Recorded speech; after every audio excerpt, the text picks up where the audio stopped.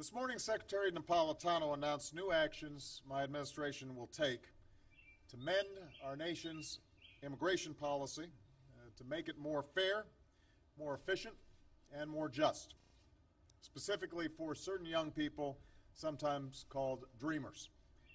Now, these are young people who study in our schools, they play in our neighborhoods, they're friends with our kids, they pledge allegiance to our flag. They are Americans in their heart, in their minds, in every single way but one, on paper. They were brought to this country by their parents, sometimes even as infants, and often have no idea that they're undocumented until they apply for a job or a driver's license or a college scholarship. Put yourself in their shoes. Imagine you've done everything right your entire life. Studied hard, worked hard, maybe even graduated at the top of your class, only to suddenly face the threat of deportation to a country that you know nothing about, with a language that you may not even speak. That's what gave rise to the DREAM Act. It says that if your parents brought you here as a child, you've been here for 5 years, and you're willing to go to college or serve in our military, you can one day earn your citizenship. And I've said time and time and time again to Congress that send me the DREAM Act, put it on my desk, and I will sign it right away. Now, both parties wrote this legislation, and a year and a half ago, Democrats passed the DREAM Act in the House, but Republicans walked away from it. It got 55 votes in the Senate, but Republicans blocked it. The bill hasn't really changed. The need hasn't changed. It's still the right thing to do. The only thing that has changed, apparently, was the politics. Now, as I said in my speech on the economy yesterday, it makes no sense to expel talented young people who, for all intents and purposes, are Americans. They've been raised as Americans, understand themselves to be part of this country. To expel these young people who want to staff our labs or start new businesses or defend our country simply because of the actions of their parents or because of the inaction of politicians. In the absence of any immigration action from Congress to fix our broken immigration system, what we've tried to do is focus our immigration enforcement resources in the right places. So we prioritized border security, putting more boots on the southern border than at any time in our history. Today there are fewer illegal crossings than at any time in the past 40 years.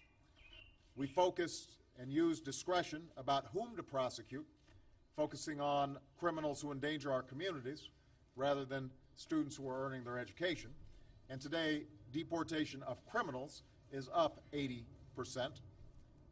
We've improved on that discretion carefully and thoughtfully.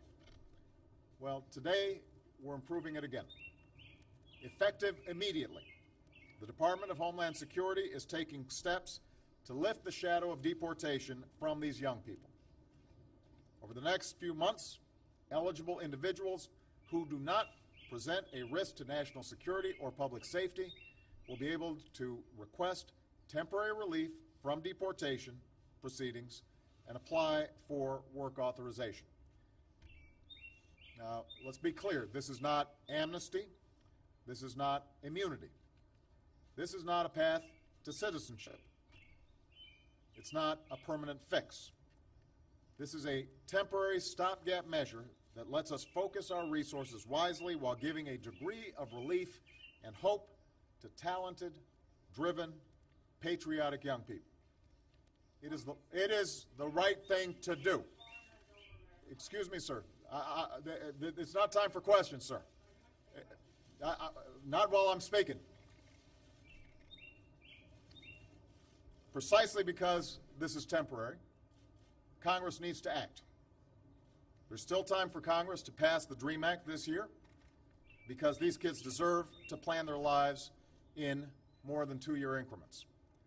And we still need to pass comprehensive immigration reform that addresses our 21st century economic and security needs. Reform that gives our farmers and ranchers certainty about the workers that they'll have.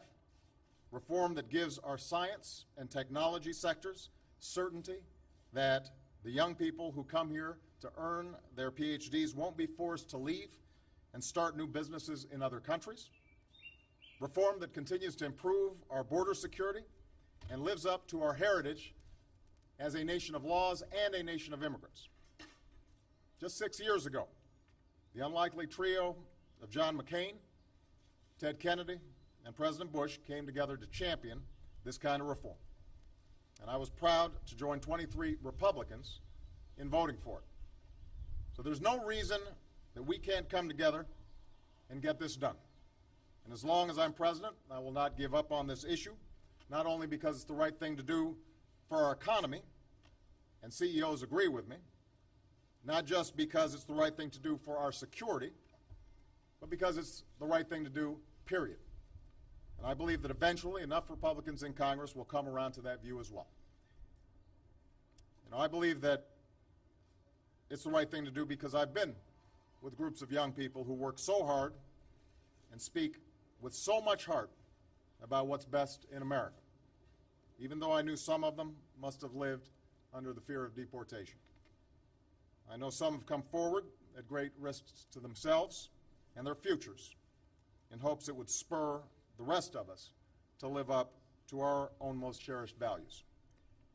And I've seen the stories of Americans and schools and churches and communities across the country who stood up for them and rallied behind them and pushed us to give them a better path and freedom from fear, because we are a better nation than one that expels innocent young kids.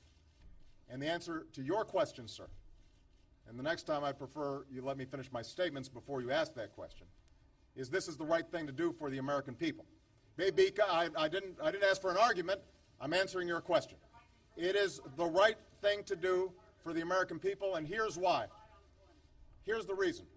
Because these young people are going to make extraordinary contributions and are already making contributions to our society.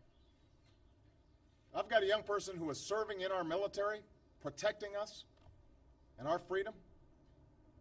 The notion that in some ways we would treat them as expendable makes no sense. If there's a young person here who has grown up here and wants to contribute to this society, wants to maybe start a business that will create jobs for other folks who are looking for work, that's the right thing to do. Giving certainty to our farmers and our ranchers. Making sure that in addition to border security, we're creating a comprehensive framework for legal immigration. These are all the right things to do.